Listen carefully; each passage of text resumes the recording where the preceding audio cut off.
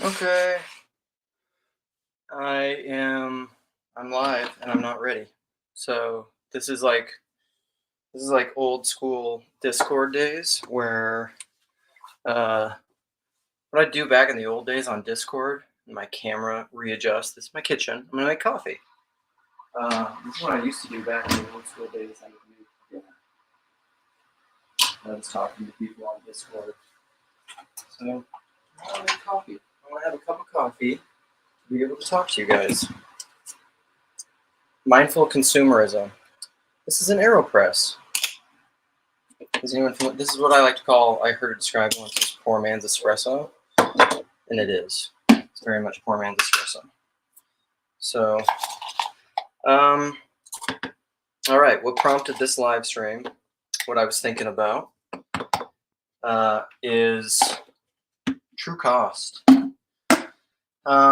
I don't know if people are familiar with the idea of true cost, but it is, I don't even know the etymology of it, of where it came from and when I would think that it wouldn't have been a term that people used prior to the modern kind of global fiat technocratic economy that we live in, because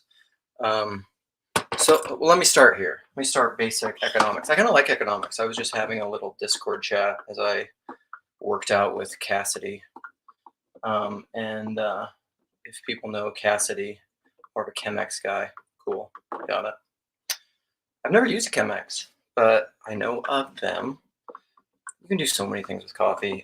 It's probably delicious, but I've never had it. What's up, Upcycle? Cato LeBeau. Oh, we're going to get into genes. We're going to get into it. I'm trying to figure it out right now. So let's circle all the way back. Mosaic vision, the spiral, notes from a tilt-a-whirl. We're going to circle big picture, philosophical, high concept. Who was talking about the other idea? Who was quoting to me? Was it someone in a comment was replying to me, a smart person, about some comment that I didn't really understand from PBK's video. And then they gave me this like 12 paragraph thing that I haven't had time to read yet. But anyhow, it was basically the idea of like, it's really hard to explain someone the essence of a thing, of something that I would say is a spiritual reality or subtle body. But they were saying like, you can describe a tree to someone and then you can point to a tree. Like, that's tree. But like when you're talking about spiritual realities or God or justice or love or a transcendental, you can't just like point to it. I mean, you kind of can. Like, who's that Supreme Court justice who's famous for talking when they were trying to define pornography? And he's like, I can't define it for you, but I know it when I see it. You can do that to some degree with justice or love or something like that. All right, circling back, big idea, economics. So cost, I would say classically, and listen, I'm no expert. I'm no expert in anything. I'm a generalist. I'm a master of none. I have enough knowledge to hang me in many areas, or to show my own ignorance. So with economics, cost is basically a measure of value, right? And it's personal, right? Because it has individual and collective components. When we're talking about national economies or global economies, the objective or collective component becomes really dominant, right? So like, but there's however much a culture or a community or a society values something, what cost is supposed to be is a measure of that value. So like if something that's very valuable, like the old school American economy, we were on the gold standard, right? So all of our money, all of our cash, all of our currency was backed by gold, right? And so it was like, this currency equals this amount of gold, right? We're not on the gold standard anymore. Sorry about the sound. And we've moved on to like, I don't know, it's a theoretical fiat currency. Pause. Rinsing. Also, something about that I learned about my headphones is sometimes they can just pick up ambient sounds, and that is terrible. I'll be on the phone with my wife trying to multitask. And she's like, it just sounds like you're covered in a blanket and people outside of you are banging pots. Listen, that's not what these headphones are supposed to do, Apple, if you're listening. Yeah, fiat cost. So that's like basically where our economy has moved to fiat, which is like, it's a dead economy, right? We, um, we value debt, and most currencies and things are based on debt, and things get very abstract. It's like I don't know. I mean, you can get into like what are the different schools? There's like the should have prepped for this more, but there's like um, it's the German school of economics, and then there's the oh my goodness, I know these terms, but I can't. You guys are smart enough to know what I'm talking about. Austrian economics, and then there is who's the most modern economics are based off the fiat model, which is whatever. So anyhow, things get pretty confusing. It's much more abstract and hard. Like the gold standard Austrian, no, it's not the Chicago model. I'm Keynesian. Keynes, Alfred uh, Keynes, is that his name? Yeah, Keynesian is what I'm thinking of. But whatever. Who cares? That's neither here nor there. Nate would probably know more about these things. If Nate is listening, can jump in. Nate knows more facts than me. If you're coming to Grail Country for facts rather than mosaic visions and impressions and shamanistic extemporaneous rambling, I'm not your guy. I'm the latter guy. We just had two people drop off when I said that. They're like, okay, thanks for letting me know. Cost is a measure of value. What's really hard about technocratic societies where the actual product and how it is made and what it is very divorced from the final end consumer is it's really easy to add in a lot of trickery. I like this word, sorry, forgive my language, but fuckery. It's very easy to add in a lot of deception, antichrist, manipulation, confusion. Um, you can think at a very simplistic level that like, oh, this cost is reflective of its value. That is not true at all in a modern economy, which gets us to true cost. What is the true cost of something? Because the true cost is very much how, like when Jordan Peterson talks about what's best for you is best for your family, is best for your neighbor, is best for your community, is best for your city, is best for the environment, is best for the sparrows and the flowers and the trees and the mic and in your gut biome and the World Wide Web. What's it called? The fungal network that's underneath everything. That it's a great article from the New Yorker like 10 years ago. Rupert Sheldrake's son, Merlin Sheldrake, who's a biologist also, I think, he wrote an article. It's in the New Yorker called The Wood Wide Web. Fantastic. And so true cost gets really confusing because, right, you go to Walmart, you shop on Amazon, you buy let's get into some actual illustrations of true cost. And this applies to everything. You could apply true cost to relationships.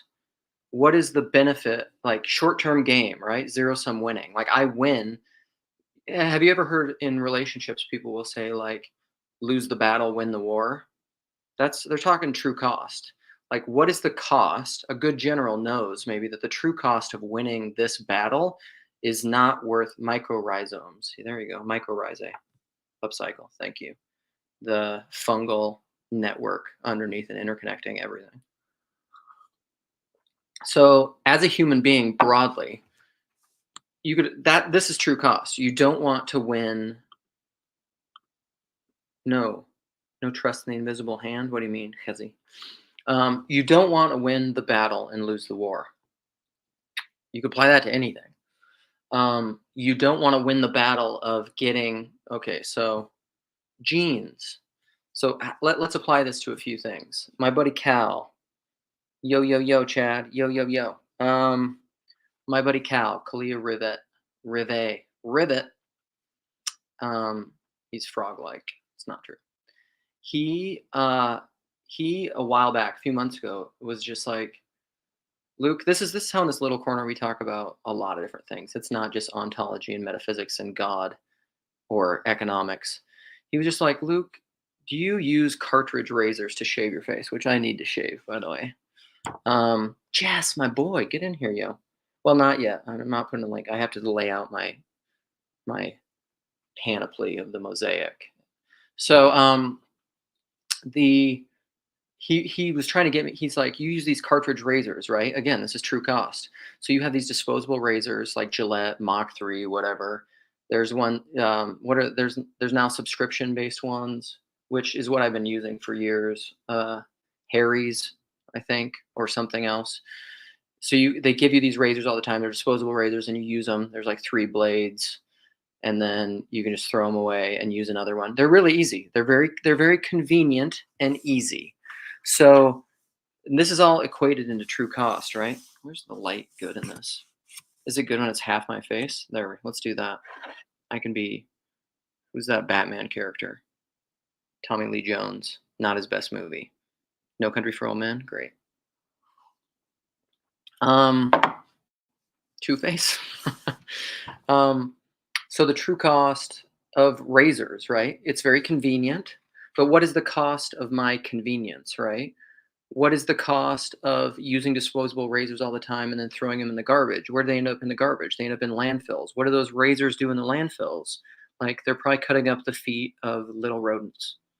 Like, so like what is good for you is good for your neighborhood, is good for your family, is good for the environment, is good for the world.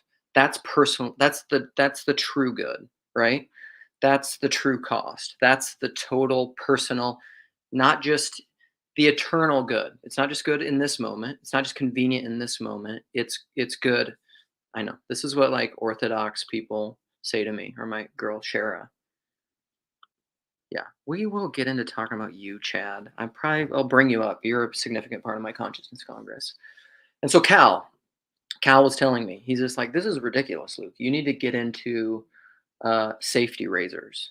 And so what a safety razor is in the evolution of technology of shaving is everybody's probably seen those pictures of like if you have an image in your idea, the iconic image of a razor is these two-sided razors. Well, what those two-sided razors used to do was they used to go in safety razors, which was this old-fashioned metal razor that looks like a modern disposable razor, but it'd have a guard over it, and you could change the razor in and out, and it's a single blade. You'd shave on one side and shave on the other side. It's a safety razor, and that's part of the evolution.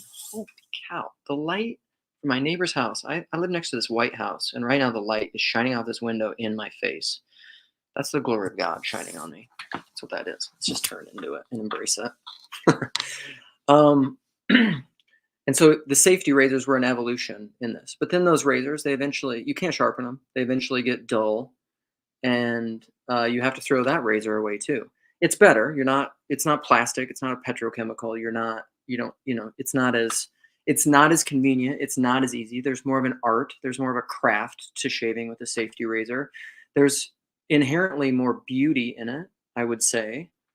But then you can go further back down the chain of true cost. So there's a cost to that too, So when it comes to razors, there's 3. You can go disposable razor, which there's different versions of it, subscription based, whatever. There's safety razors, and then you can go all the way back to straight edge, like old school straight edge razor.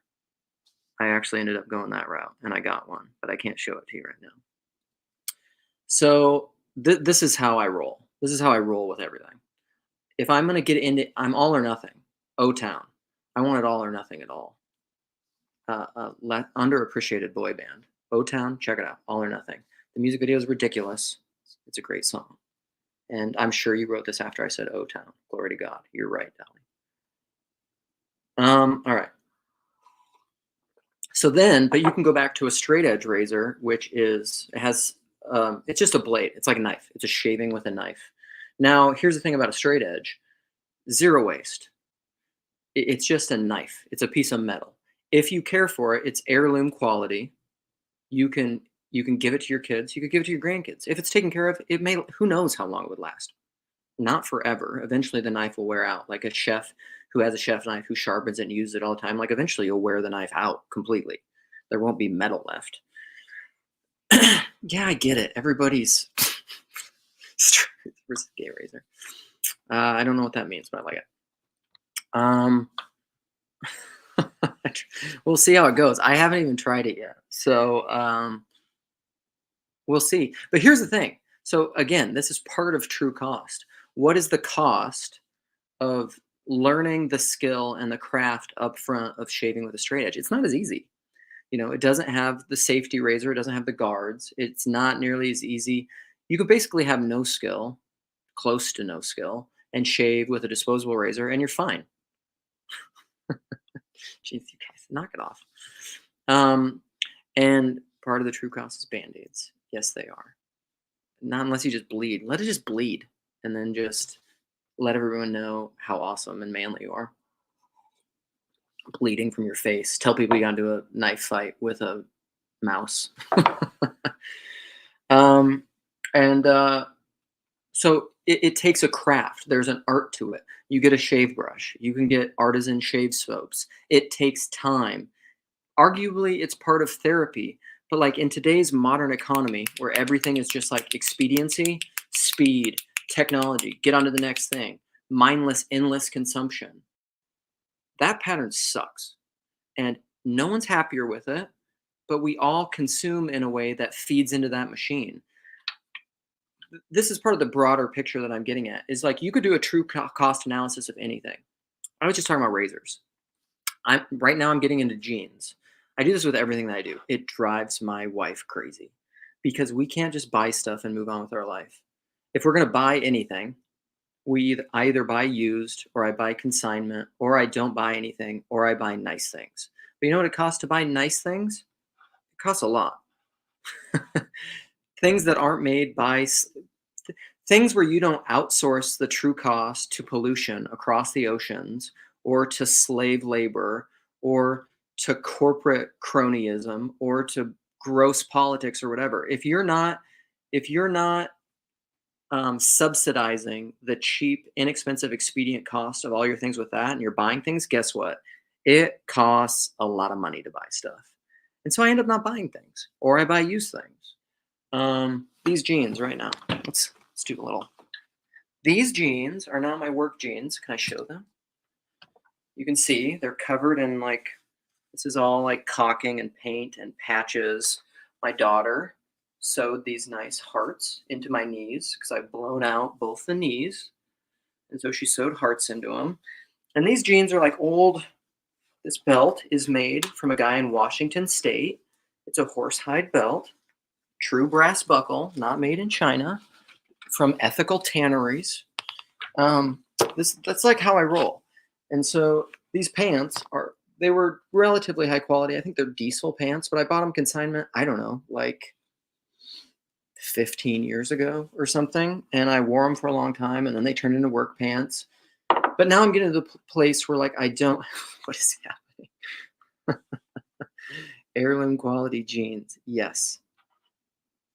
Broken handle. Ooh, who's the YouTube user with a, this is a local, again, this is how I roll. This is a local coffee shop, Up Coffee Roasteries, Minneapolis, shout out. And this is a local coffee mug made by, I forget what the clay place is. Deneen Pottery. That's what it is. It's a Minneapolis pottery place. I'm a hippie. But here's the thing, that's a pejorative use. Okay. Christ and Antichrist are a hair's breadth, right? Cal would not approve. That's probably true. You could say someone's a hippie and a crunchy person, because here's the thing, that's the hipster trope. That's what happened, right? Hipsters were ones who were like, I want things authentic. I want things real. I want to care about true cost. But then that became the new commodity. Being a hipster, doing that became the new cool thing, at least in a subculture, that was about status. Like you could argue that a lot of hipsters didn't really care about the ethics of what they were producing. They cared about looking like they cared about the ethics of what they were producing. This is Peter Rollins, man. This is what human beings do. They take a good thing, and then the good thing becomes, as soon as you name the thing, it becomes able to be idolatry. We were just having a conversation yesterday in the Voxer about this, going back and forth about image and idolatry, and Sherry's comment on the conversation that she had. There was a question. You should check this out. Jedediah and Sherry had a question, or they had a question under their conversation on their meditations on the tarot. Like they just gave like an example of how you could use the cards in the tarot for meditating. And there was a guy that said, a lot of people have a problem with this, with tarot. This could be a problem. And then Sherry had a response that was absolutely brilliant. I love you too, my friend. And locally made in China. There is no such thing, buddy. Okay, unless you're Chinese. But let's circle back to genes, and then I'll open this up and we'll talk about more things. Because like this applies to freedom. What's the true cost of free speech? That's one of the things in my thing. Agorism is a system. It's a anarchic, so it's like an anarchist movement, anarchist kind of movement, economic movement that I love. That I looked into this a long time ago, and I can't live this life because of many factors that I won't go into. But in one of my utopian dream lives is I would live in like an agorist community, which is basically what agorism is about counter economics. And so their theory is that modern economics and capitalism and crony capitalism and free enterprises, like we don't really have free markets. This is how I roll, Paul. And modern economics don't really, it's all corrupt. And so what we need is a competing economic model that doesn't work in the system. It's a parallel society. And so they would say, like, even if you use modern American currency, you're participating in the machine.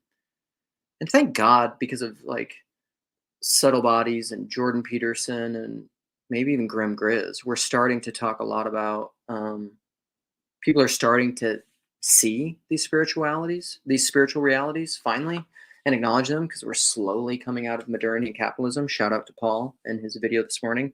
Even though my comment has gotten no likes, is about the thing behind the thing, and it's admonishing and encouraging Christians to take the log out of your eye. So we should do that too.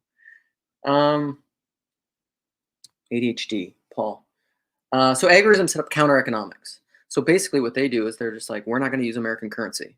We will not use a dollar. And so they're just like, we're opting out of paying taxes. We're opting out of doing anything. We will set up economies of barter and trade, or just not buying things. And yeah, I mean, the IRS, I suppose, tries to tax them, but like it's hard to track what people are bartering and trading. The IRS is stupid. sorry, IRS. Or am I going to get taken down for that? They try to they want drug dealers to like pay taxes and stuff. I mean, they're just like, it's completely ridiculous. My comment hasn't been liked by Luke. Which one? I didn't see it. I would have liked it. Phlebas, good morning. So like, that's what agorism is. And so it's getting to the point, because what happens with, I mean, this is like monarchy or monopolies, where there is no diversity, confessionalism, where you're in a group where everybody thinks the same. But Chad, shout out Chad, guess what? That doesn't exist. You're never in a group where everybody thinks the same, because everybody has a God of their own understanding, or a tree of their own understanding, or a cup of their own understanding. All knowing is personal. There is no objective knowing. There is no definitional knowing. That is a myth of modernity. You can't do it. You gotta. We have to get out of these groups. If there's a central bank, sorry, Alexander Hamilton, I've always been on Team Jefferson. You cannot have, if everything becomes too federal, too centralized, there's no more diversity, and you end up in Babel. You can do that with language too. So what's the true cost of having a common language that everyone knows? Like the great Joe Rogan, the great dream of like when we're going to have mind reading technology with Elon Musk, and we put the thing in and we can all read each other's minds. And I'm just like, oh my God, can you people listen to Peter Rollins? You can't even read your own mind. You don't even know what you think about stuff. So like, you think reading someone else's mind is going to give you insights into who they are and what they are in their own essence? They don't even know it. People need to do better philosophy. And even then, they don't need better philosophy. We need to love more, because that's true knowing, is the personalist loving, is agape. is like this. That was one of my critiques of Paul's video this morning with Jordan Peterson. It's like no one's going to be able to read this book and then be an atheist if they understand it. If they understand it is the key. And how do you get understanding? What is true understanding? True understanding, knowledge puffs up, but love edifies. If anyone thinks he knows, he does not yet know as he ought to know. True knowledge is knowing as you are known. Yes. Are you talking about the reading each other's minds? That would be hell. I don't. You don't want to read my mind. It's like it's a. That also, Paul, you probably remember this from that video with that Chris Williamson, which caused a little stir up in my local estuary. But the Elon Musk quote that they talked about of like my mind is a storm, and he's like people think they want to be me, but they don't want to be me. I know what it's like to be mind stormy. I'm fringing. If it wasn't for my wife and family and rooting things, I'm fringing on the side of manic all the time. It's just it's craziness in here. All right, I'm gonna throw a link in. We can do a little chatting. I don't know how long I will stay. I can keep riffing. I should talk about jeans because that's the new thing that I'm caring about. What is news to us, Paul? I don't know what you're referencing when I'm reading this stuff. More love. Yes. But not love that then can be named and then used as transaction. Cassidy and I were talking about this a little bit this morning. It says PVK, it says your devices are not connected. I was on Discord and talking to Cassidy. What's the Dutch? What's Faraday's last name? Van Camp, Van Fleek, Van something. And we were talking about the heck were we talking about? I already forgot what I was saying. I don't know. We're talking about a lot of things. I've got a video dropping on what topic, Chad? All right. The mania vibes can be quite an obstacle, of course, and it's difficult sometimes to stop before it stops you. Totally. Oh, Paul, that's sad, Chad. So jeans, I'm trying to find good jeans. So if anybody knows of ethical good jeans, I found a company that I think is cool that crowdsources up front and they cut out all of the middle marketing kind of junky stuff about the modern economy, which is kind of cool. So you can get like a 90% quality custom thing without the exorbitant cost. They're called Gustin. It's a pretty cool company. There we're talking Vander Camp. That's what I thought it was. She's so sweet. Oh, sorry, Chad.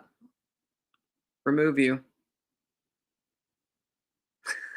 Chad has to get his stuff figured out. What are they made of?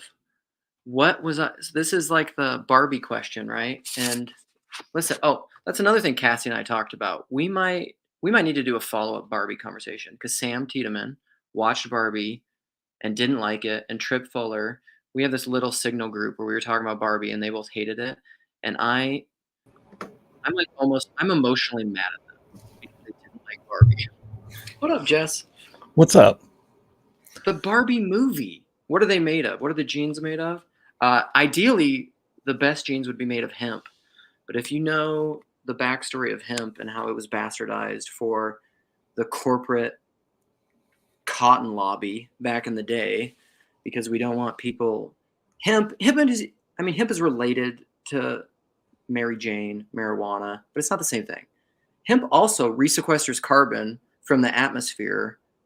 It doesn't even, you don't need chemicals, you don't need fertilizer, you don't need herbicides, you don't need pesticides, and it resequesters carbon. And it's barely legal in a few states. Like, how dumb are we? This is what happens with politics. It's insane.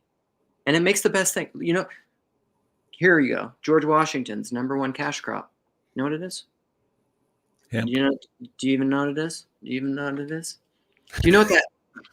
that SNL thing is? Do you know that character? Yeah, what was the sketch? The drunk frat girl. Oh yeah. Where it's like Bobby Monahan, I think was the guy's name. Where he's like, Did you know that? Did you know that? Did you "Do know you that? even know? Do you know what it is? Do you even know what it is? Do you even know? Do you even know? Do you even know?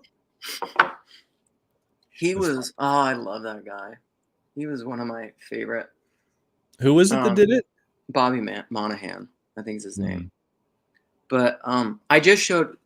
Let's talk about SNL skits for a while. Little aside. Do you remember? There was an SNL skit a long time ago. I'm trying to think of the guy's name. I can see his face.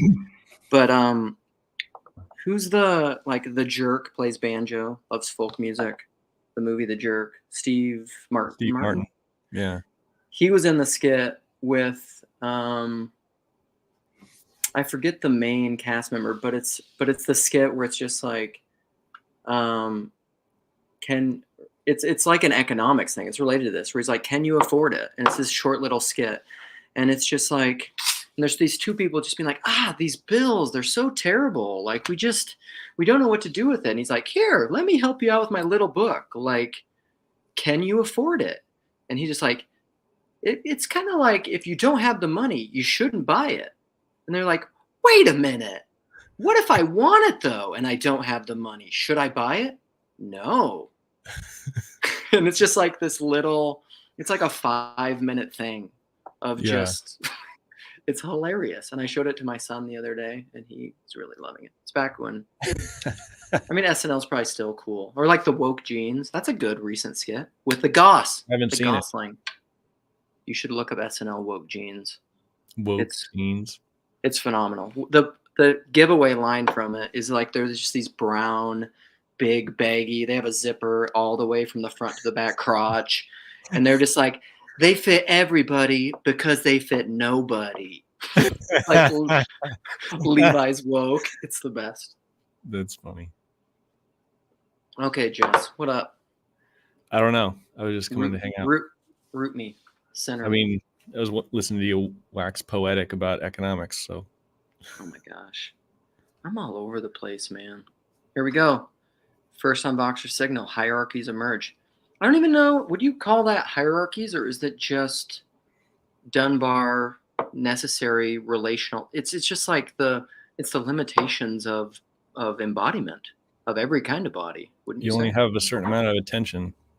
Right. And then whatever you choose to do, that's what you choose. Ooh.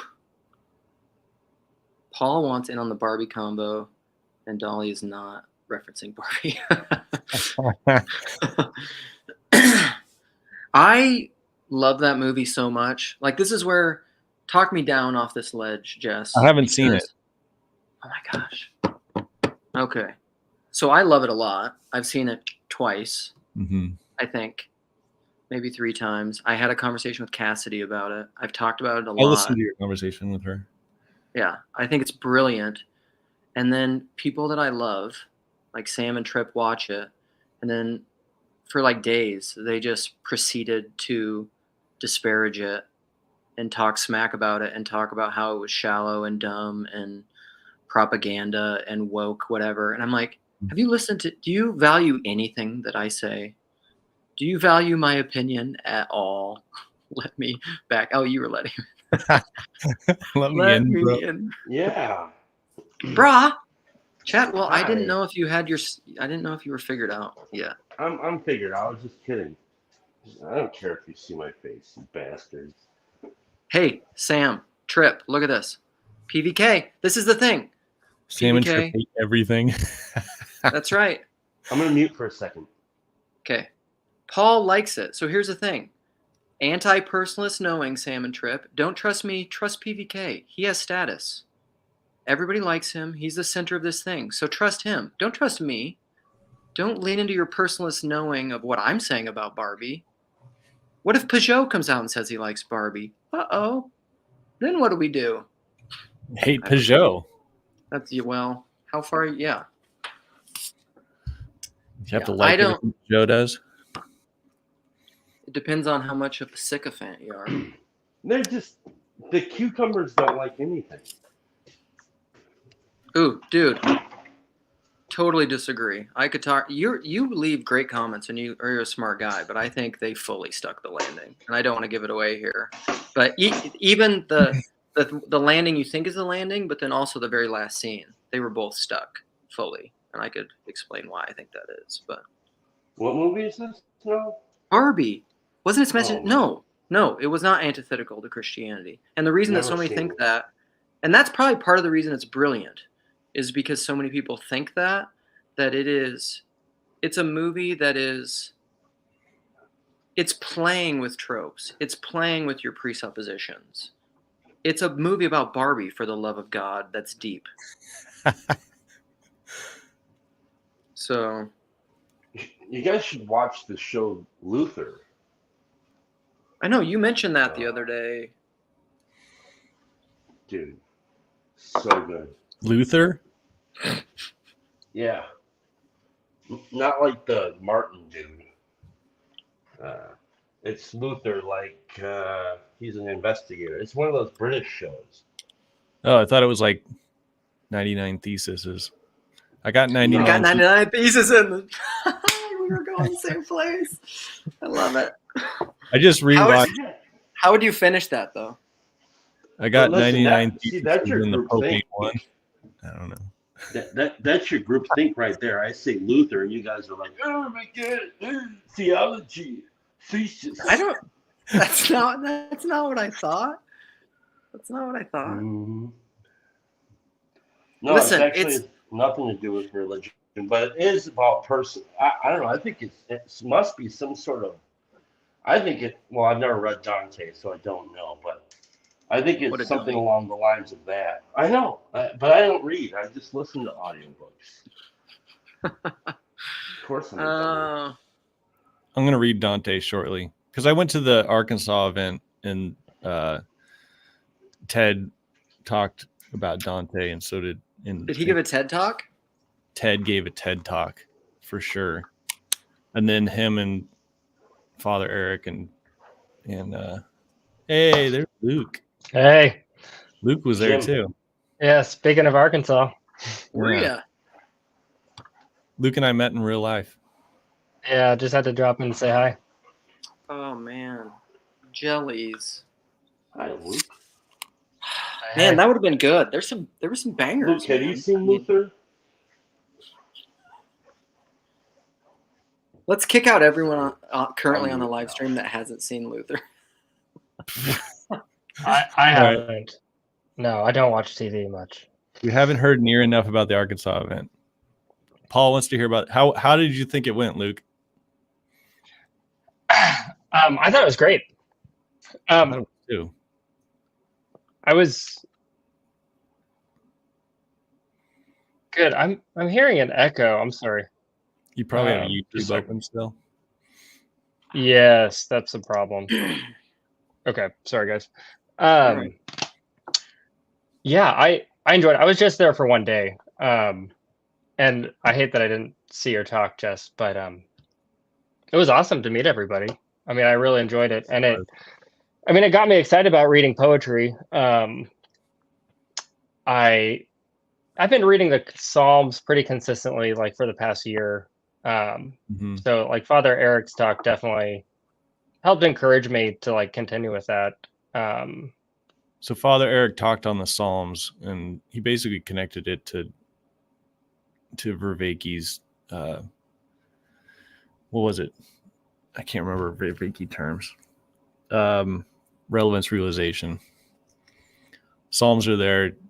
They have a role of giving you words to speak and realize things that are happening to you. And therefore you can realize the spiritual things that are happening or the depths or whatever's happening to you. And you can do that through the Psalms, since there's a Psalm for everything. That was kind of the short version of his talk. It was really good. Father Eric's, I love Father Eric. What a guy. Yeah, and I think, I mean, to expound on that, one thing I really took from his talk was this idea of kind of a universal compassion. So, he talked about praying the breviary. Am I saying that right? Or breviary? But praying a psalm, maybe he's not feeling the emotion that the psalm is expressing, but it calls him to feel empathy for people in the world who are experiencing that emotion. Mhm. I thought that was really powerful. I feel like it kind of helps take me out of the kind of a solipsism or focus on myself, my own emotional state. Kind of like Right. focus the attention outward, and almost like it's like the heart of Christ, like your heart breaking for those whose heart are breaking. Um, Yeah. yeah, it's really really powerful and good for me. I just feel like this whole poetry stuff it doesn't come naturally to me, so It doesn't come it's like naturally to me it's either. stretching me. I read like Shel Silverstein and Dr. Seuss when I was a kid. That was my poetry. Yeah, Shel Silverstein is awesome. I Oh, love yeah. Shel Silverstein. Yeah, but I got a book of Gerald Manley Hopkins. It's on my like bedside table. I actually read some last night, and yeah, Ted's helping me fall in love with Hopkins. Hmm. So I think I it's added. like it's like anything. It's an organ, man. It's yeah, like you don't have our ability to read poetry is atrophied. It's like Cass and I were talking about that. Like people talk about post literacy because she was talking about like people are almost post media because she's a filmmaker. We're like media illiterate. Like you can't watch like try to show somebody Tree of Life, which is my favorite movie by Terrence Malick. People can't even watch it. Like we have no capacity or like you can't pay attention to it because it's not like Marvel, like it's not there's not like yeah, explosions or yeah, propaganda or feeding your ego. And so poetry is the same way. Like poetry requires a little effort, you know. Well, also I yeah, find and that, like with poetry, like it needs to be like I need someone to show me how to love it because I Yes. don't have like a natural like it has to be like passed on to me from someone who actually loves it. Like Yeah. like we studied poetry in school in English. I don't remember a thing. Like I didn't. My English teachers did not love anything about what they were teaching as far as oh, I could sense. Right. And then also, when you're a Well, kid, sometimes poetry just doesn't make sense because it's talking about things that you're just like that only life experience can kind of let you in on. But like the same, it was the thing with McDonald. Like I didn't that was understand George McDonald until Sherry started. Like Sherry and I have talked for hours about George McDonald because, and then she basically taught me how to like read him, and yeah. But that's one of the things. This is where I want to push specifically Christian intellectuals we need to stop being what I call the faux intellectuals because like even George MacDonald, the imagination, that whole thing. Like when I was talking to, for example, and this isn't to like put Sam Tiedemann on blast, but when we were talking about Barbie, he was saying like he felt like the filmmaker and the creators of Barbie had no cohesive unity that he's like I don't it just felt like a jarbled mess. Like what were they trying to say? But like you don't understand and then because they're having like was it objectively good? What was the filmmaker's intent? This is like the authorial intent when people approach the scripture. You're approaching it like a scientist. You don't understand what George MacDonald is talking about in his imagination essay, that the inside is the outside, or it's like what I talk about with the hard problem of perception. In order to have any perception, you need the perceiver. What your impression of art is half of the relationship of what art is. You can't Mhm. abstract that away in some objectivist monarchical vision reality. That's not real. That's the problem of rationalism and objectivism. You can't approach your faith that way either. Like, and Christian intellectuals have to understand that. Like, you don't even get the heart of Jordan Peterson if you don't understand that. Like, stop that game. yeah, and I think related to that, I mean, Ted at the conference gave a really great talk, and a big part of it was about poetry not being a one-to-one correspondence, but being a many-to-many correspondence. Mm. I feel like what you're talking about, Luke, I mean, the thing, I feel like my instinct when I read poetry is like, okay, what's the meaning? As if it's one thing. And I can get frustrated because I feel like I just need someone to tell me what this is about. Which, I mean, yeah, and Jess, I really resonate with what you're saying. It's almost like I need a guide, I need a Virgil to just walk me through the poem. And I think what just this conference helped me see was that, I mean, like you're saying, Luke, my impression, even like just my initial kind of impression, is part of it. And I can follow that. Like that can be the path in. Yes. I think it's uncomfortable for me because I'm just, as it was Father Eric who said, he's a recovering materialist. I'm definitely in that camp. And so I almost don't trust my initial impression.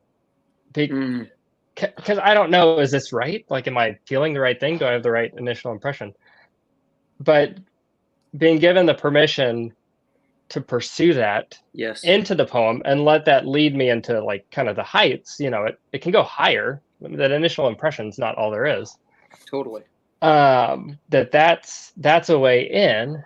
And then, connecting with Ted talking about like the many-to-many correspondence, it's like there are many ways in. Like you can approach the mountain from many different, approaches, but you're gonna ascend the mountain if you keep heading up. So participatory, man. It's all participatory. Yeah. If I think about any, like, for example, when I watched Tree of Life for the first time, I was deeply moved.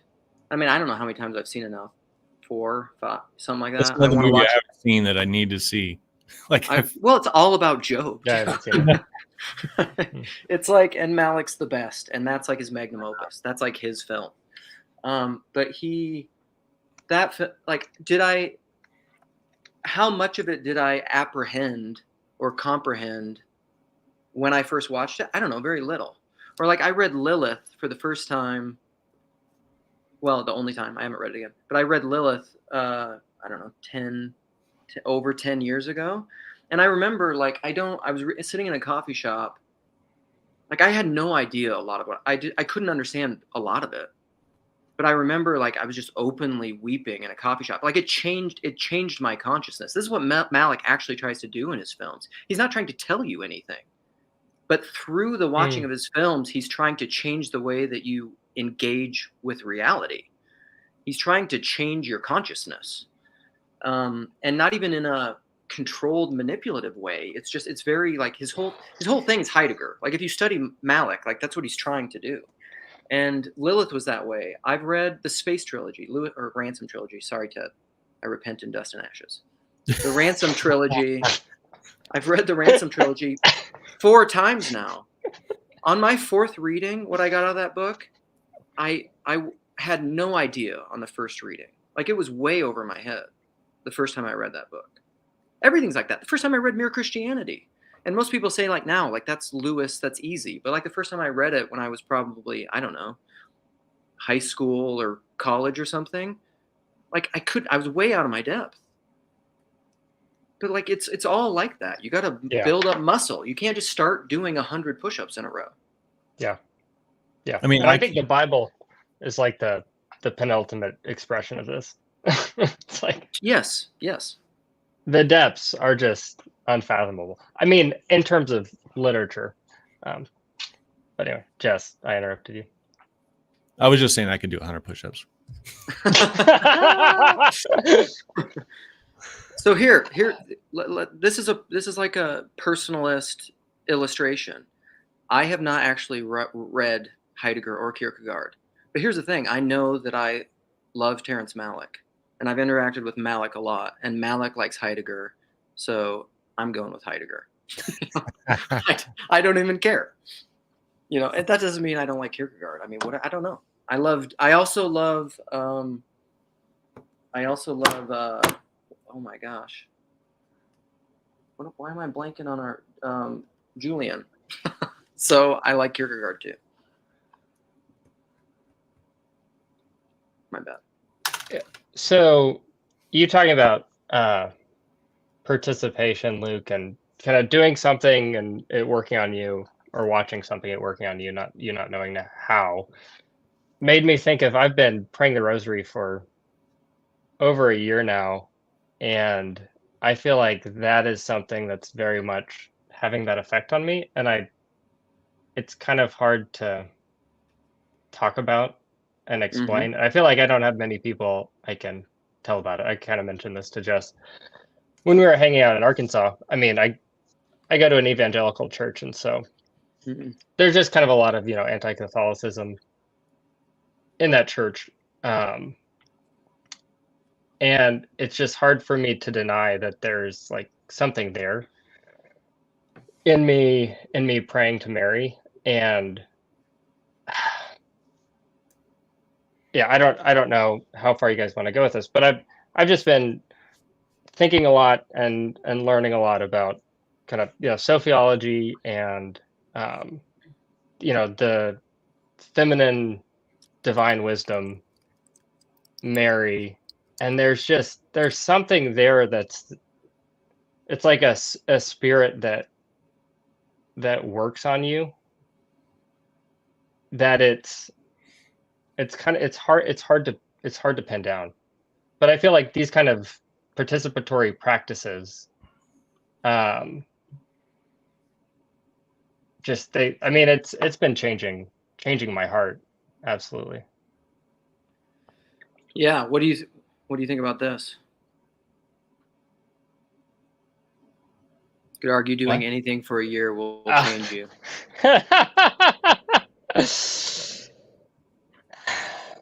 Yeah. I mean, I agree. Yeah, I think so. But you see the fruit of it, and I think for me, I think the fruit of this practice has been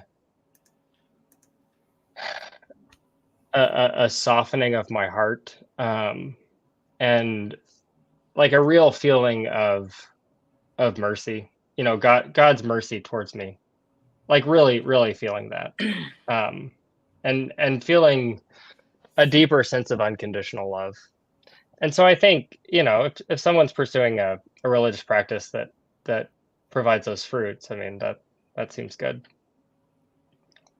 So I'm assuming you enjoy this unconditional love so that you can just do whatever you want and live in sin. Correct?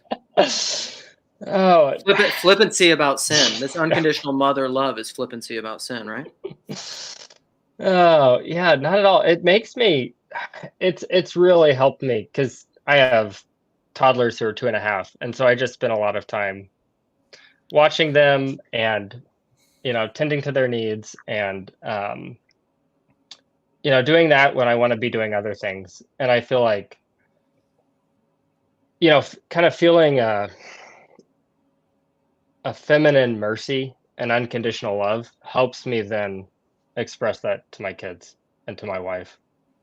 Especially I feel it when I'm having to do things I don't want to be doing. Yeah, kids will do it. Kids will do it to you. Yes. It's I was just talking to somebody the other day about my kids, because there's Tim Keller. If you're still here, Paul, I'm quoting Tim Keller. But Tim Keller said once in some sermon that he said, with children, you'll either sacrifice their freedom or your own. He said it's one or the other. You don't have both. Yeah. And it will maybe rearrange. And I'm talking about like the selfish kind of freedom, autonomous freedom, because maybe you'll discover the kind of freedom that you find in sacrificing your freedom is the freedom you always wanted. But I think what he's getting at is like, you will either choose your children's flourishing and fostering them and who they are and what they are to become, and you will husband them properly in terms of like animal husbandry or gardening or whatever. You will focus all your attention on their flourishing, or else you will deny that for your own, me time, me flourishing, whatever. And I think that's really true. And with kids, there's no denying it. Like you either you either do that or you don't. And like for me, I'm in a phase where my kids are a little older, so like I was just saying this to somebody whose kids are younger the other day because we had kids relatively early, and I was saying, when kids are like young and they're in a toddler phase and they're loud and making a mess, you're kind of like, it's hard, but you're kind of like, you're two, like that's fine. Yeah. When your kids are like 16 and 14 and they're really loud and making a mess and then arguing with you and resenting you and like physically contesting you about all of those, like it's a different kind of hard. and Yeah. and that's the phase that I'm in right now, is because for all this talk, like it's one of my biggest struggles. I talked to Cal about this, like I have a live stream on the rule that survives its own judgment, which is absolute forgiveness. And like one of my biggest That was a good stream, man. Well, thanks. It's all like Cal's influence. And then like one of my biggest struggles is resenting my family, which is like unforgiveness of like those closest to me. So. Oh yeah, and to talk about the freedom thing, I think for me the resentment comes primarily from a feeling of being prevented from doing the things I want to do, a limited freedom. It's like feeling tied down in a way I don't want to feel tied down. And for me, I think that's my biggest temptation to resentment. And I think, yeah, that freedom, I think this is a really fruitful vein. It's the counterintuitive finding our freedom in letting go of the need to be free or something like that. It's a very Christian understanding, but like that's the true cost. I mean, like, right back to true cost. Like, what is the true cost of your freedom in spite of your children's flourishing? Like, what is that true cost? Is that going to ultimately be freedom? Well, like, that's kind of what we're dealing with in America, right? This liberalism, land of the free. We have all this freedom, all this autonomy. We've lost communion. We have endless consumerism, and we're like the saddest, sickest, like most depressed, like first world country in the world, Yeah, well, we thought we were pursuing our freedom, but really we became slaves to mammon. Yeah. Christ and Antichrist, and we're like the Christian country, right? It's wild. Yeah, and it's interesting because in my kind of my journey back to Christianity and kind of my process of becoming red-pilled, I definitely had a strong libertarian phase, and it was kind of coming from like a normie liberal to libertarian, and now I don't know how to classify myself politically. I feel like it's better to just say I'm a Christian, and I'm figuring out the political ramifications of that. But it feels like libertarianism, or like this focus on freedom, is kind of it's a way station towards something else. And it seems like there are people who get stuck there, and it's not a good place to live. Like if you're finding yourself resonating with libertarianism because you need to be freed from bondage from something, I think that's good. But it's, to me, pursuing freedom, then it takes you somewhere, which I guess is bondage to a higher power, and hopefully that's God. But we're getting lots of suggestions for how you should politically self-identify.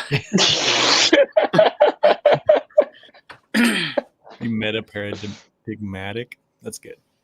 Yeah, you should mainly be that, just to have everyone just like, what? I'm the walrus. I like it. This is like a quote this is like a Lukeism quote where I've said, like, Christ, and it's very in line with like that Maximus quote from the Maximus Ambiguum that Jordan Daniel Wood's always talking about, but like, which I need to just commit to memory because I bring it up all the time and then I can't quote it. But it's like the will of God is or the will of Christ, very God, is that in all times and all places to instantiate Christ, like in all places and all times. Like it's that thing. So even, and this is like the very trampling down of death by death. Like Christ has redeemed even death, even the thing that's anti-life, Christ has redeemed, which is what the gospel is all about. And so like even antichrist, that's the great fear, right? Because you don't want to fall into this binary dichotomy of, oh, that's antichrist. Well, I don't know. Christ is maybe even redeeming that. It's a little U-shaped journey stuff. Yeah, but it's hard to, you don't know, like you can get into this place where you're like, you everything could be good or could be bad, and kind of you're in upside down world. And I think that happens to us sometimes. That's where I spend most of my time. Upside down. But what's happening? I can see all these perspectives. I don't know what to do. Yeah, but speaking of places you can't live there either. And so you eventually, I think you're forced into having a perspective and saying something from where you stand and how things seem to you. Not dogmatically, but you just have to, like, you have to do it. Yeah. Like you can sort of take this sort of, I'm very agreeable and empathetic, so I can always see someone else's side, which makes it difficult when I'm in like conflict with someone, because I can basically understand them. Mm-hmm. But I, if I actually want to be in like a real relationship with someone, like they need to understand me too. And so there's a certain point where I have to like stand up for myself for their sake, that kind of thing. At least that's how I have to get around it in my mind. Some people just stand up for themselves naturally. Like it's not natural to me. Like I have to like trick myself into standing up for myself for their sake or something stupid. But like, yeah. Cause eventually you're just forced into, and like I've found this for myself. Usually it's like I'll be bogged down in a frustration of something, and then I'll just blurt something out, and then it'll end up being the truth of what I thought all along, but I didn't know how to say it or what it was until I finally said it. And then I'll recognize it. I'll be like, oh, that's it. I said it. And you guys have probably had experiences like that, but then you can't manufacture that. Sometimes I'll like try to blurt something out and I'm like, that was not it. That was not right. Yeah. Yeah, absolutely. It's it's a weird. I was just having a conversation with a guy locally here from our estuary group, and like this very thing came up of like that kind of, I don't know. It's almost like a weird. I know exactly what you're talking about, and it's an impossible thing to name, but you kind of have to name it. It's like, it's why I love that Rob Bell quote of like, God is he about whom we must never speak, but we must always keep speaking.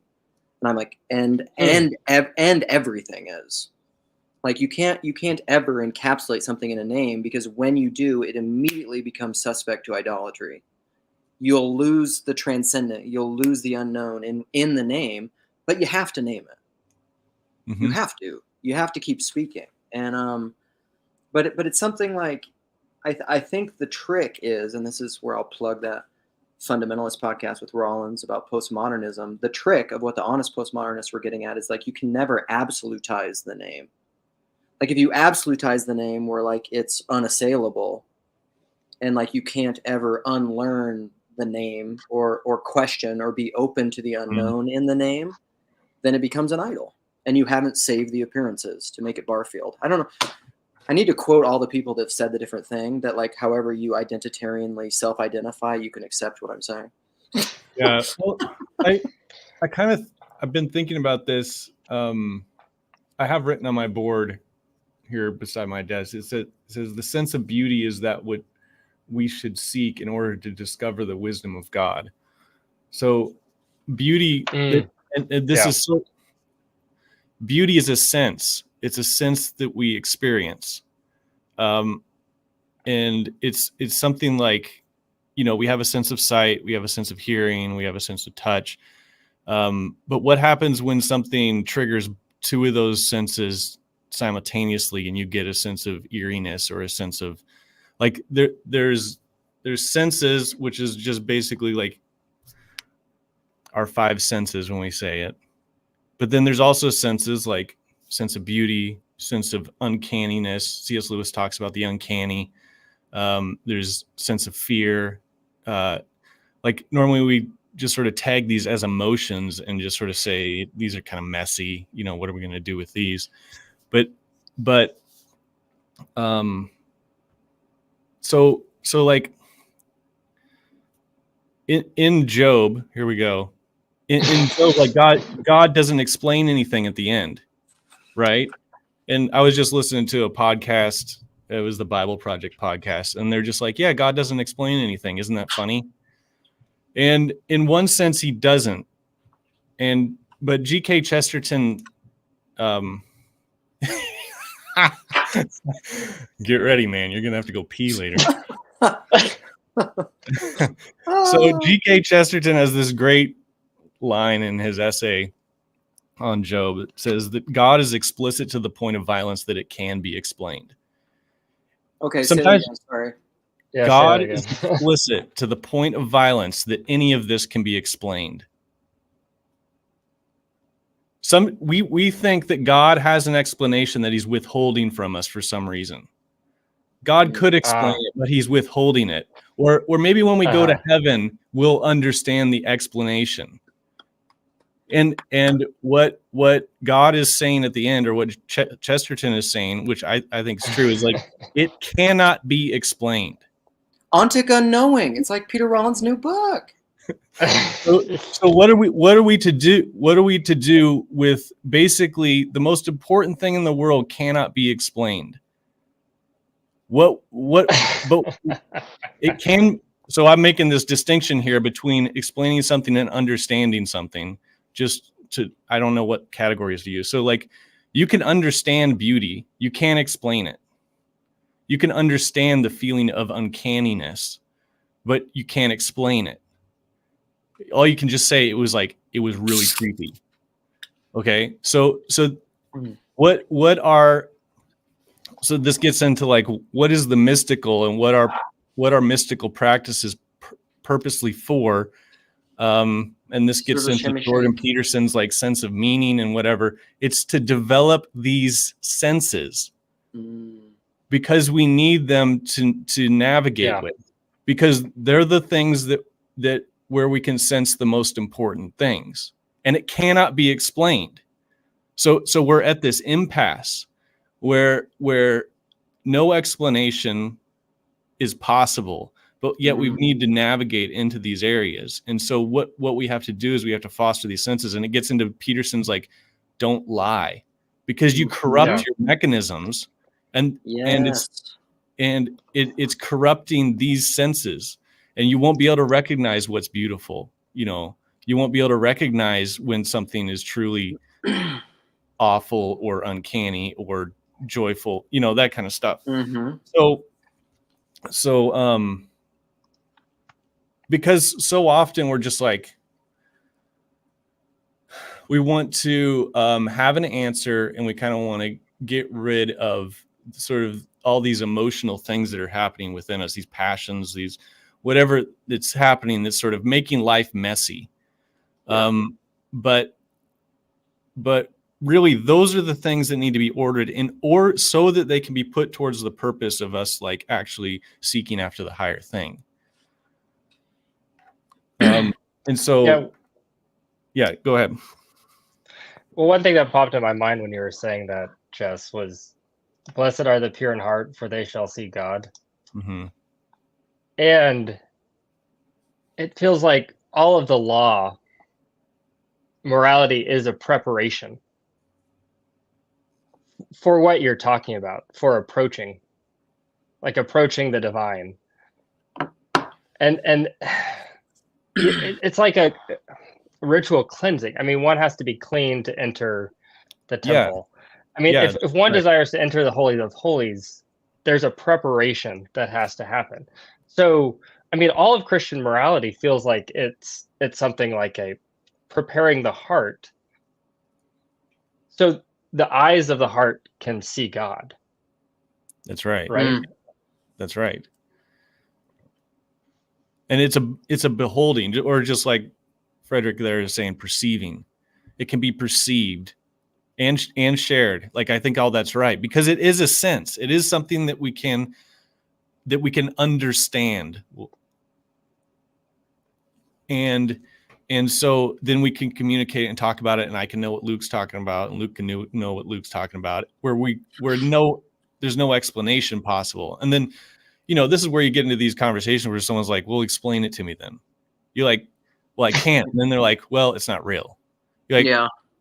well, So Okay. anyway. Two things. Mm-hmm. When someone's like, it's not real because you can't explain it to me, they are in that. That's why I love that Krishna Das quote of like, you can't think yourself out of a prison made of thought. That's people that are within the paradigm of rationalism and objectivism, and they can't see outside of it. They're stuck.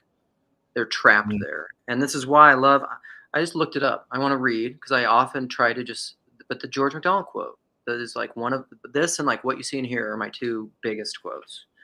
But this is from Lilith. And he says, I am sorry that I cannot explain the thing to you, but there is no provision in you for understanding it. Not merely, therefore, is the phenomenon inexplicable to you, but the very nature of it is inapprehensible by you. Indeed, I but partially apprehend it myself. At the same time, you are constantly experiencing things which you not only do not, but cannot understand. You think you understand them, but your understanding of them is only your being used to them, and therefore not surprised by them. You accept them, not because you understand them, but because you must accept them. They are there, and you have unavoidable relations with them. The fact is, no man understands anything. When he knows he does not understand, that is his first tottering step, not towards understanding, but toward the capacity of one day understanding. That's relational, personalist, mystical knowing.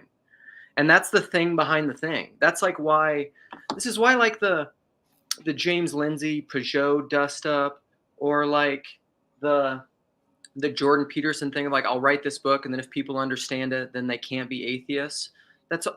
I would argue, this is where I get frustrated with Christians, that is still within the realm of objectivism and rationalism. You're not seeing the thing behind the thing yet. You're still trying to explain shit to people. I try to explain things to people, but this is why I talk about personalist knowing so much. You're never going to understand me until you love me, until you talk to me for years and years and years. And love me, not just talk to me, love me. It's the only way you're going to understand me. Or anyone, anything. Because love is deeper than your egoic, articulable understanding of facts and logic. It's deeper. It's bigger. That's within that. That's the prison made of thoughts that you're stuck in. And then logisticians will just be like, well, is that like the total thing you're doing? Is that logic? And I'm just like, oh my gosh, I can't. Like, I don't want to do anymore. Well, that's why you need this. This is where the paradox comes in helpful. So you posit two true things that seem to be at odds with each other, and then it throws you out of the logical mode because well, it doesn't throw you out. It pushes it outward, and then so let's say you have two logically true things. In the story of Job, it's Job is innocent and Job is afflicted by God. And that's what between these two tensions is where all this sort of creative process happens. Okay, so the tensions are put up there so that you're forced to use an intuition that outside of your realm of knowing, and people will want to abandon one or the other. They'll be like, well, Joe wasn't really innocent, like yada yada yada. Or I've even had friends say like, God's kind of an a-hole in this book. Like, this is just kind of like bad God. And so, but if you throw it into a tension like that, then the logician will be, you can still do logical, rational things. I think that's we have to take rational steps forward, sort of, but toward what? And what that does is it forces you into an intuitive mode where you're rationally going towards something. And the same thing with with art. Like I talked about this before, but so like if you ask someone to draw, this is in this book. What is it? I have it over here. Drawing on the right side of your brain. Yeah. And in there's an exercise, so that she has someone, or they have a painting up, and they ask someone to draw the painting. A not trained artist, and they try to draw it, and it's all sort of skewed, and like the proportions are all wrong, and it's off because they think they know what they're seeing. They're like, oh, that's a head, that's an arm. Right. But they get it all off. It's like it's all nothing looks accurate. And then what she does is she turns it upside down, and then she says, okay, do it again. And so now you have to draw it upside down, and they automatically switch into a different mode because you're drawing something you don't know now. And now you're actually trying to represent the lines as it actually appears to you, rather than what you think it is.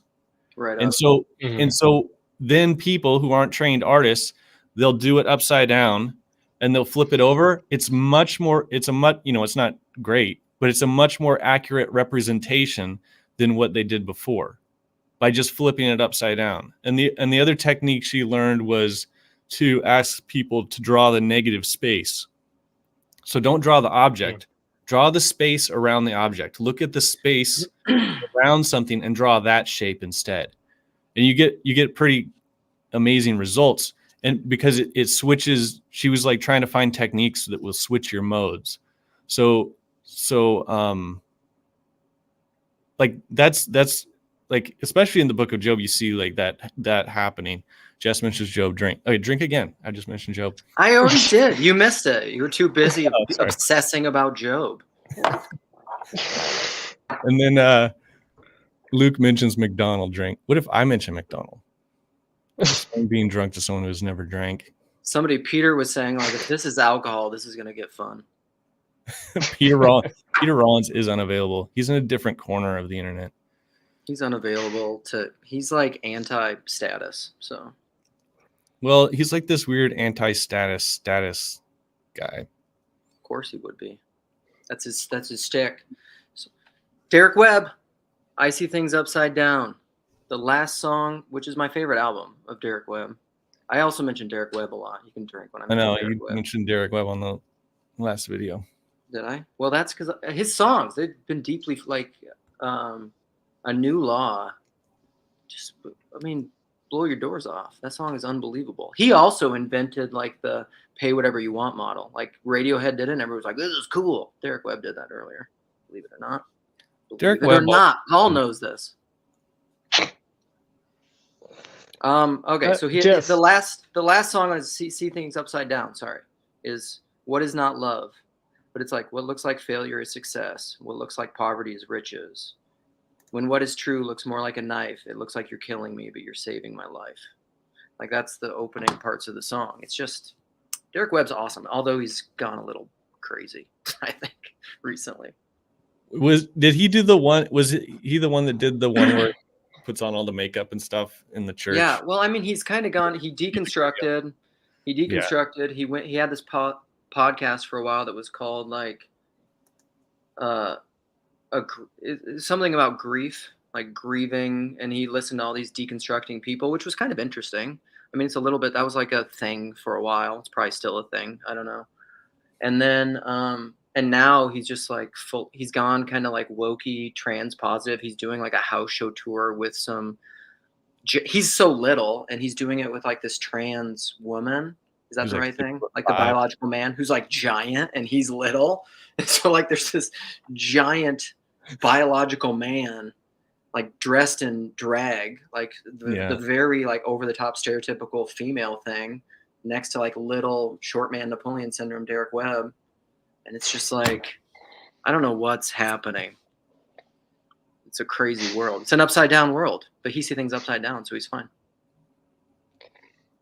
Jess, everything you were saying made me think of, it's one of the chapters in Jordan Peterson's books where he's talking about houses, saying houses. You know, we don't really see houses. We see how we remember them, like we remember the image. I mean, isn't that what you think is happening when someone's trying to draw? It's like, Yeah. they're trying to draw out of how they remember an arm to be. Yeah. Or an eye or whatever. Yeah. I mean, it's a good exercise to do. Like, just pull up Google images of someone's face and then try drawing the face. And then do that one result, and then flip it upside down, try drawing it again, and then do it again with it upside down, and try to think about the negative space between things and draw it again. And you'll be surprised. Like, and so like, that's something you can practice and then get good at. And I think that's also what, when they talk about apophatic theology, is like the negative theology. It's exactly the same thing. It's trying to because we're able to perceive, or at least represent, things more accurately as they really are, in an apophatic way, than if we just say what is there, what we think is there. So, but all of it is like, I don't know, because partially there's a weird thing that can happen in, like, you can't ever name God, you can't ever see God, the unknowing God. I mean, what in Orthodoxy, that's what we call a lot of times the overly Hellenistic God of the philosophers. I'm a full-on incarnational theology. Like, the unrepresentable God is represented fully in a man.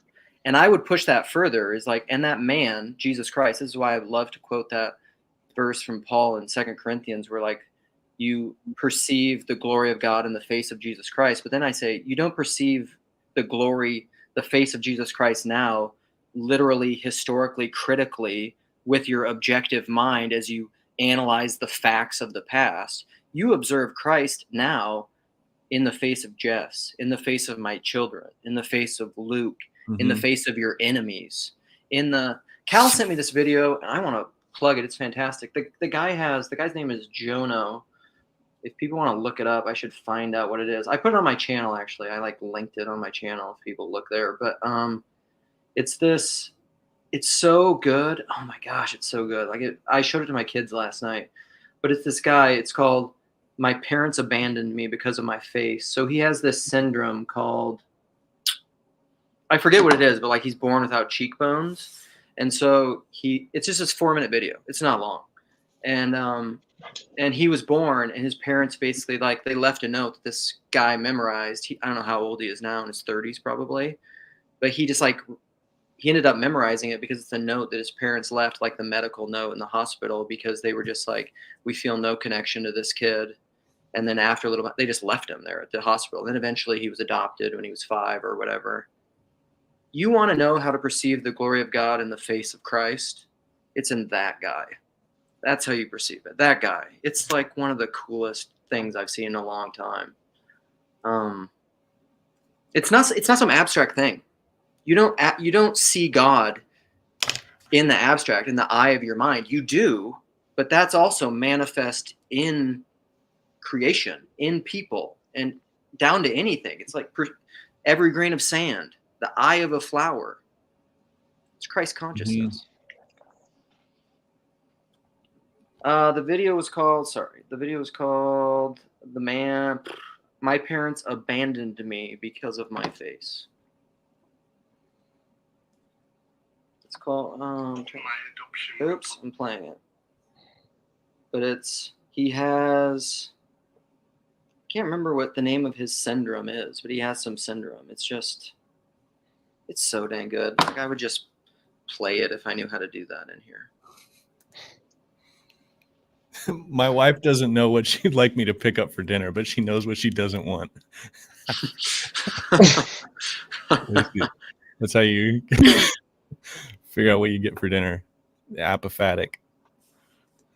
Hey, Jess, can What? you want to keep rolling with this? I need to go. I gotta go too. Oh no. Yeah, I Work gotta go to you. work. We should. Oh, This is a good one. no. This is a good spot to end. This is really Okay. Well, Luke, thanks for jumping in. Somebody chat was requesting shout. that. Who jumped in the other day? I'm so bad with names. Somebody jumped in. I don't know. I love the guys that have jumped in, like Luke, you. I'm trying to remember their names. Like all the guys that have jumped into the live streams. I get so pumped about it because it's all these. It's like all these lurkers. That yeah, just exactly. have been watching, and then We're all of a coming out of sudden, the woodwork. and then they just jump in. And I talk to them, and I'm like, "Oh man, you're cool." It's like, where have you been all my life? Let's rock and roll, Neil. Well, thanks for doing these consistently, Luke. I mean that's awesome. I'm trying to. Don't tell my wife I'm doing these consistently. I promise. She'll just be like, "How about you do something I want you to do, which is not that." Okay. That's what I got. That's what I got to do now. That's why I have to cut this off. I have to go do the what are those called? Like mama. Honeydew? Honeydews. list? There it is. The honeydews. Yeah. Lurkers represent. Pick and choose. You're a great commenter too. I want to have a conversation with this cat too. I reached out to him, or he reached out to me. Honeydews. It's a great melon, by the way. Yeah. Corey was at the Arkansas event too. Corey's sweet. I've been wanting to have Corey and I've been communicating. Corey's a a little good bit. man. I want to have a convo with him too because he's awesome. Jesse, but he's east or west coast, so it's too early for him. All right, This Paul Vanderklay guy I heard is pretty cool. He's got a YouTube channel. a little bit. Yeah, I don't know. I've seen him in the comments a little bit. I mean, he seems like one of those. Like he's too kumbaya, like everybody's cool. Like I wish he'd take some harder stances on stuff. Like I'm not even sure he believes the gospel. But all right, that's all. Bye everyone. Love you. All right, see you, dudes.